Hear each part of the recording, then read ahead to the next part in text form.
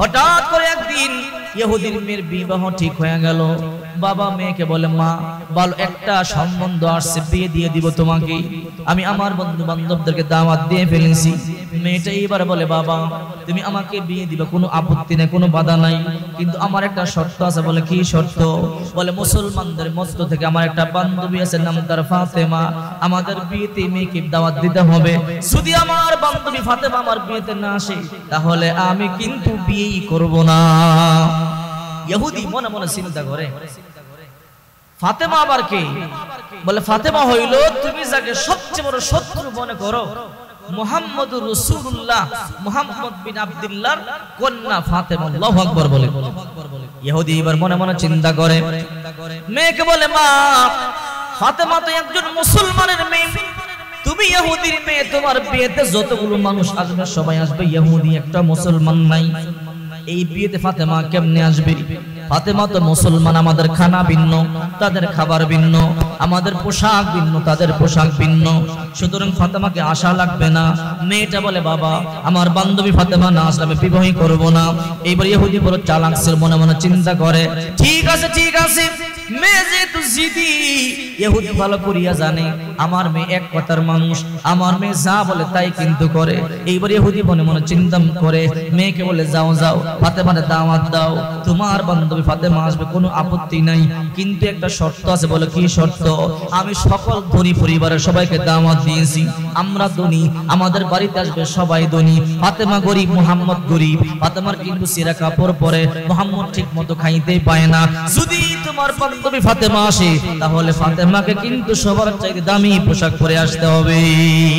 যেহেতু তুমি তোমার 300 বান্ধবীকে দাওয়াত দিয়েছো, মদিনার সবচেয়ে ধনী পরিবারের সবাই এই বিয়েতে আসবে, ধনী মানুষ, দামি দামি কাপড় পরে, আর মুহাম্মদ তো গরিব মানুষ, এক বেলা খাইলে আরেক বেলা খাইতে পারে না, তো মুহাম্মদের কন্যা তো গরিব ফকির, তো সে যদি ছিঁড়া কাপড় পরে তোমার বিবাহে অনুষ্ঠানে আসে আমাদের তো বেয়াজ্জতি হবে। সুতরাং তাকে বলবা এখানে যত নারীরা আসবে তোমার 300 বান্ধবী সবার থেকে দামি কাপড় যেন ফাতেমা পরে আসে। আল্লাহু আকবার বলে।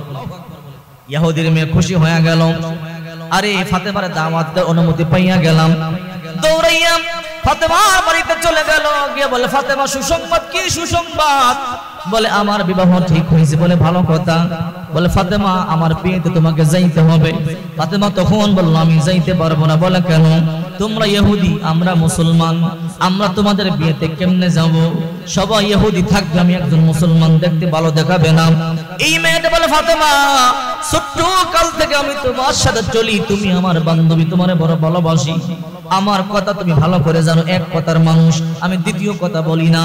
হে ফাতেমা ভালো করে শোনো, মদিনার সবচেয়ে বড় অনুষ্ঠান হবে আমার বাড়িতেই, আমার বাবা সবাইকে দাওয়াত দিয়ে ফেলেছে, যদি তুমি আমার বাড়িতে না যাও তাহলে কিন্তু আমি এই বিবাহই করব না। ফাতেমা মনে মনে চিন্তা করলো, হারে যদি মেয়েটা বিয়ে না করে এত বড় অনুষ্ঠান বানচাল হয়ে যাবে, তার বাবার ইজ্জত নষ্ট হবে না, আমি একটু গেলে আর কি হবে, যাই গিয়ে অন্তত অনুষ্ঠানটা যেন সুন্দর হয়, আমি গেলে এই জন্য ফাতেমা যাইতে রাজি হয়ে গেছে। আল্লাহু আকবার। ফাতেমা তখন বলল, তুমি যাও, আমি তোমার বাড়িতে যাব, বিবাহের অনুষ্ঠানের দিন আমি থাকবো। মেয়েটা খুশি। এবার মেয়েটা যাওয়ার সময় ফাতেমারে আরেকটা কথা বইলা যায়, বলে, ফাতেমা আরেকটা কথা কি? আমার বাবা বলছে আমি 300 বান্ধবীকে দাওয়াত দিছি, সবাই ধনী, সবাই কোটিপতি, টাকা পয়সার অভাব নাই, দামি দামি সুন্দর কাপড় পরে আসবে, তুমি যে আমার বিবাহেতে যাবে আমার বাবা বলছে একমাত্র তুমি ভিন্ন ধর্মের মুসলমান, আর তুমি যেই কাপড়টা পরে যাবে সেই কাপড়টা যেন সবার চাইতে বেশি দামি হয়। আল্লাহু আকবার বলো। এই কথা বলবার পরে ফাতেমার মাথার মধ্যে যেন আসমানটা ভাঙা বলল, আরে আমি তো জবানও দিয়া দিলাম বিবাহে যাব, আর এখন বলতেছে বিবাহের মধ্যে গেলে সবচেয়ে দামি কাপড় পরে যাইতে হবে, আমি তো গরিব, আমাদের ঘরে এক বেলা খাইলে আরেকবার খাইতে পারি না, এই মুহূর্তে যদি আমি আমার আব্বার একটা দামি কাপড় কিনা দিতে বলি আমার বাবা কষ্ট পাবে। ফাতেমার মাথার মধ্যে আসমানটা ভাঙা পড়লো, কোন দিকে যাব আমি? ইহুদির মেয়ে চলে গেল, বাড়িতে গিয়ে 300 বান্ধবীরা বলে, চমক আছে। বলে, কি চমক? আমার বিয়েতে একজন মুসলমান মেয়ে আসবে, নাম তার ফাতেমা, আর ফাতেমা তোমাদের কাছে আসবে তোমাদের চাইতে সবচেয়ে দামি কাপড় পরে, সবাই হাসাহাসি করতেছি, ফাতেমা গরিব ফকিরের ঘরে ফকির, ফাতেমা এমন দামি জামা কোথায় পাবে? ইহুদির মেয়েরা হাসাহাসি করতেছি। বাবারে গিয়ে বলে, বাবা তোমার কথা মতো ফাতেমার দাওয়াত দিছি। বলে, তাই নাকি? বলে, হ্যাঁ। ফাতেমা বিবাহের মধ্যে আসবে, সবার চাইতে দামি কাপড় পরে আসবে। বলে তাই নাকি? বলে হ্যাঁ ঠিক আছে। বিবাহের দিন সবাই সাজু গুজু করিয়া বিয়ের মধ্যে যাবে। ফাতেমা টেনশনের মধ্যে পড়ে গেল, হারি আমাকে যে বললো বিয়েতে যাইতে, আমিও তো বলে ফেললাম যাবো, এখন তো আমার ভালো জামা কাপড় নাই, আর আমি না গেলে বলবে মুসলমানদের জবানে ঠিক নাই, আমার বাবারও মিথ্যাবাদী মনে করবে, আমারও মিথ্যাবাদী মনে করবে, গোটা মুসলমান জাতিকে মিথ্যাবাদী মনে করবে। আমি কাজটা করলাম কি? আমি তো জবাবও দিয়া দিলাম, কিন্তু ভালো কাপড়ও তো আমার নাই, কি করব? ফাতেমা চোখের পানিগুলো সারিয়ে সারিয়ে কান্দে। এই মুহূর্তে আমি আমার আব্বারে বললি, আমার আব্বা গরিব, আমার আব্বা কিনে দিতে পারবে না, আর না দিতে পারলে আমার আব্বা যেন কান্না করবে। ফাতেমা চোখের পানিগুলো সারিয়া কাঁদে। রাত্রিবেলা দরজা বন্ধ করিয়া ঘরের মধ্যে গুনগুন গুনগুন করিয়া কান্না করে বলে, আমি কি করলাম, কি করলাম? আমি যে বললাম বিয়েতে যাব, না যাইতে বললে আমাদেরকে মিথ্যাবাদী মনে করবে, আর আমি যে যাব কাপড় পর্যন্ত নাই, কি কাপড় পরে যাব, কোন দিকে যাব? এই জন্য ফাতেমা চোখের পানিগুলো সারিয়া সারিয়া কান্দে। রাত্র যখন গভীর হয়, ফাতেমা তু সাইয়্যিদাতু নিসাই আহলিল জান্নাহ, আহারে যেই ফাতেমা জান্নাতের রমণীদের সর্দারিনী, ঘুম থেকে জায়গা ওযু বানাইয়া তাহাজ্জুদের মুসাল্লার মধ্যে দাঁড়াইয়া গেলেন। কয় রাকাত নামাজ আদায় করিয়া হাত দুইটা তুইলা আল্লাহর দরবারে কান্না করা শুরু করে দিল। ফাতেমা কান্না করে বলে, আল্লাহ, আমি জীবনে তোমার কাছে তেমন কোনো কিছু চাই নাই। ওগো আল্লাহ, কখনো কখনো আমাদের ঘরে এক সপ্তাহ পর্যন্ত চুলার মধ্যে আগুন ধরে নাই, কখনো কখনো 15 দিন পর্যন্ত আগুন ধরে নাই, না খাইয়া থাকছি। জীবনে কখনো তোমার কাছে তেমন কোনো কিছু চাই নাই আল্লাহ। ওগো আল্লাহ, আমার আব্বা গরিব, মুহাম্মদুর রাসূলুল্লাহ, আমি এই মুহূর্তে আমার আব্বার আগে একটা জামার কথা বললে আমার আব্বা দিতে পারবে না, আমার আব্বা না দিতে পারলে আমার আব্বা কষ্ট পাবে, আমার বাবা চোখের পানিগুলো সারিয়া কান্না আমি সহ্য করতে পারবো না। আর ওইদিকে বিয়েতে না গেল মুসলমানদেরকে মিথ্যাবাদী মনে করবে। এখন আমি কই যাব? আমি জীবনে তোমার কাছে তেমন কোনো কিছু চাই না। ওগো আল্লাহ, ওগো আল্লাহ, তোমার কাছে আমি দরখাস্ত জমা দিলাম, তুমি ওই বিয়েতে যাবার জন্য একটা কাপড়ের ব্যবস্থা করিয়া দাও। ফাতেমা চোখের পানিগুলো সারিয়া সারিয়া কাঁদতেছিল।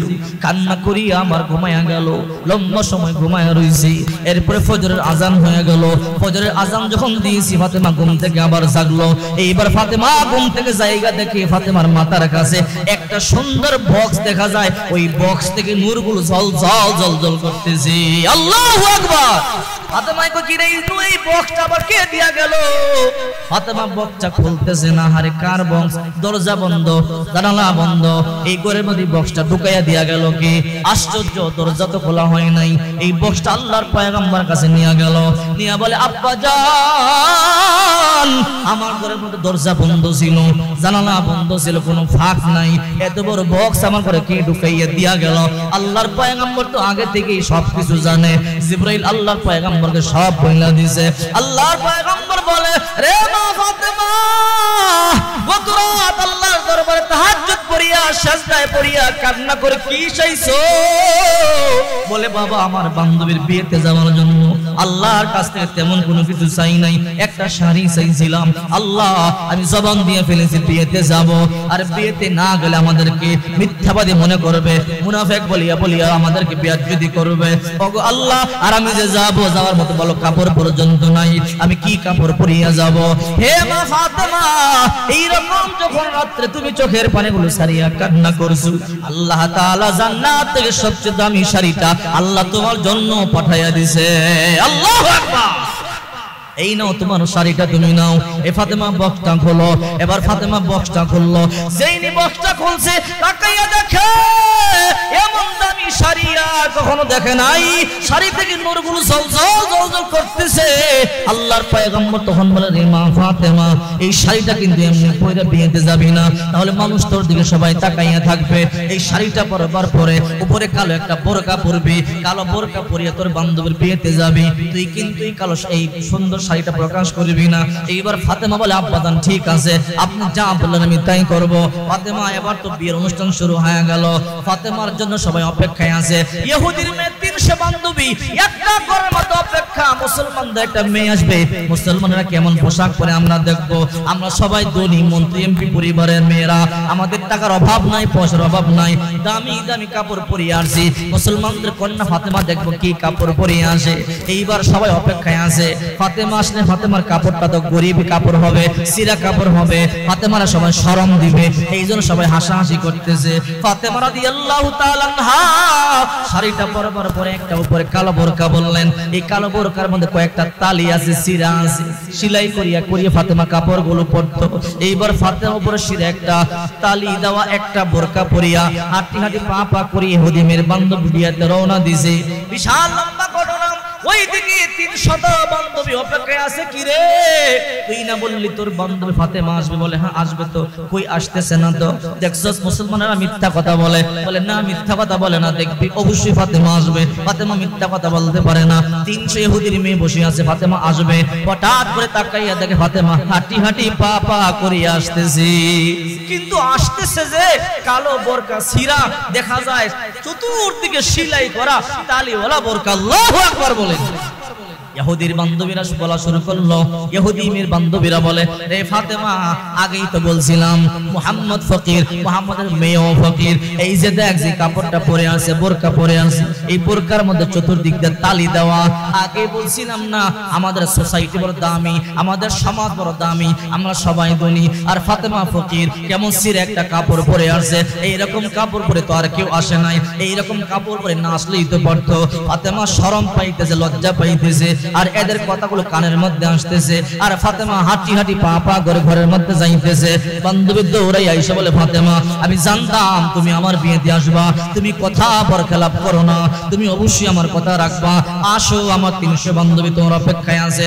ইহুদির মেয়ে বান্ধবী ফাতেমারে নিয়ে যখন ঘরের মধ্যে ঢুকলো, ইহুদির মেয়েরা একজন আরেকজনকে বলে, দেখ মুহাম্মাদের মেয়ে ফকির, তালি দেওয়া কাপড় পরে আসে, এরকম অনুষ্ঠানের মধ্যে এরকম কাপড় পরে আসে নাকি? একজনে বলে ফকির, একজনে বলে মিসকিন, আরেকজনে বলে সিরা তালিওয়ালা বোরকা পরে আসে, এইরকম লজ্জা দেয়। ফাতেমা চোখের পানিগুলো সারিয়া সারিয়া কান্দে, আহারে জবান দিয়ে ঠেকে গেলাম, আর এখন আসবার পরে তার আমারে বৎসনা দেয়। কিন্তু ফাতেমা দেখা যায় দুইটা হাত দিয়ে চাইপা তার বোরকাটা ধরে রাখছে, যেন ফাঁকা না হয়, কাপড়টা দেখতে না পারে। রাসূল করিম সাল্লাল্লাহু আলাইহি ওয়াসাল্লাম বইলা দিয়েছে, মা এই কাপড়টা যেন দেখতে না পারে, দেখলে সবাই পাগল হয়ে যাবে, সবাই এই কাপড়ের দিকে তাকায়া থাকবে, এই জন্য ফাতেমা কাপড়টা ধরে রাখছে। একজন ইহুদির মেয়ে বলে, ফাতেমা সামনের দিক দিয়ে হাত দিয়ে কেন ধরে রাখছো? এই দিক দিয়ে বড় সিরা আছে নাকি, এমনি ধরে রাখছো কি? আমরা তো কাপড়ের পরে, আমাদের কাপড়ের পরে অনেক কিছু পরি, ছোট কাপড় আছে, তোমরা বোরকার নিচে কি পরে একটু দেখি তো। ফাতেমা কয়, না না আমার বোরকাটা টান দিও না। ইহুদির মেয়ে কয়, না একটু দেখি ভিতরে কি আছে। ফাতেমা কয়, না আরে টান দিস না। আর একটা ইহুদির মেয়েকে মনে সিরাটা বড় হবে, বড় ফাড়া হবে, দেখলে আরো বেশি লজ্জা পাবে, এই জন্য ফাতেমা দিতে চায় না। এবার ইহুদির মেয়েরা বলে, ফাতেমা একটু দেখি তোমার বোরকাটা একটু খোলো তো। ফাতেমা কয়, না আমার বোরকা খোলা যাবে না, যেমনি আছে এমনি থাকবো। কয়, না না একটু বোরকা খুলতে হবে, দেখবো ভিতরে তোমরা কেমন সালোয়ার কামিজ পরো। এই কথা বলবার পরে একটা ইহুদির মেয়ে দৌড়াইয়া আইসা টান দিয়া ফাতেমার সামনের বোরকাটা ফাঁক করে ফেলছে। সেই নি সামনের বোরকাটা ফাঁক করছে, তাকাইয়া দেখে ভিতর থেকে নূরগুলো জল জল জল জল করতেছে। আল্লাহু আকবার। সে বান্ধবী তাকাইয়া দেখে, আরে এটা আবার কেমন কাপড়, ভিতর থেকে নূরগুলো জল জল করতেছে। ফাতেমা পুরা বোরকাটা খুলতে চায় না।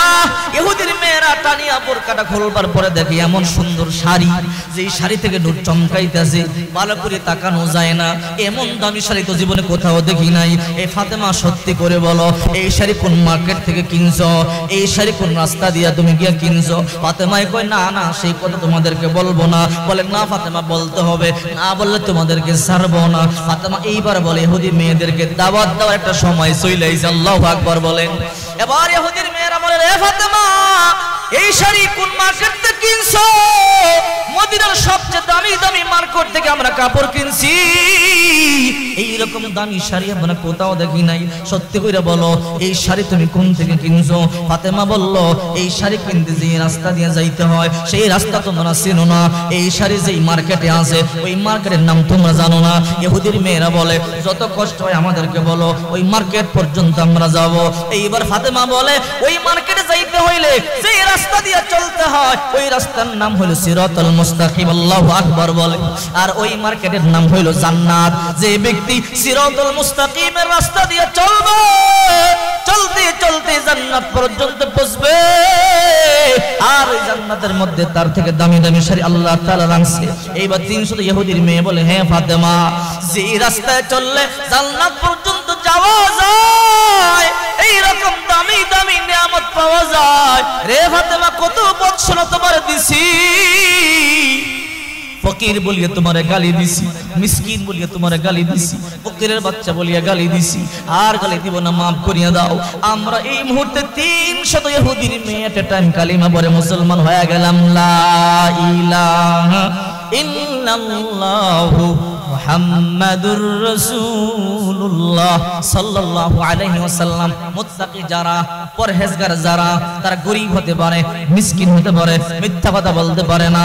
আর এই রকম মুত্তাকিরা যখন সিজদায় পড়ে আল্লাহর দরবারে কোনো কিছু চায়, আল্লাহ তাআলা এদের জবানকে রক্ষা করবার জন্য আল্লাহর উপরে ওয়াজিব হয়ে যায়, আল্লাহ সাথে সাথে দোয়াকে মঞ্জুর করে নেয়। আল্লাহু আকবার।